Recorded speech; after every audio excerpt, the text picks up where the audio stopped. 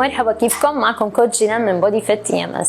اليوم رح نحكي لكم عن بدلة الاي شيب المتوفرة ب EMS بودي فيت. الاي شيب مخصص للمناطق السفلية من الجسم، منطقة الابدومينال والكواد والهامسترينج والجلوتس والارم والكولز، يعني بتشتغل على النص التحتاني اغلب الاوقات. فهي المناطق اللي مفوكسة ببدلة الاي شيب.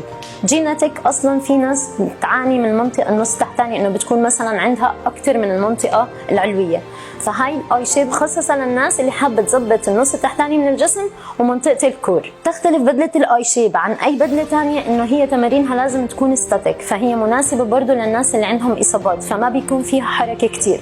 فاحنا بنعمل التمرينة سواء احنا متمددين نايمين على ظهرنا او تمارين ثابتة ما فيها موفمنت للجسم. فالالكتريك بولسز اللي موجوده ببدله الاي شيب بتشتغل على الالياف العضليه، فبتعمل انجيج على الالياف العضليه الدايركت من غير ما تعطي اشاره للمخ. وباخر السيشن بنقدم لكم 3 minutes ماكسيموم هم ريلاكسيشن للجسم عشان نريح العضلات وتعب مجهود السيشن. اذا حابين تجربوا سيشن الاي شيب نستناكم بزياره بافرانا، معادي تجمع الشيخ زايد، مدينتي، مصر الجديده.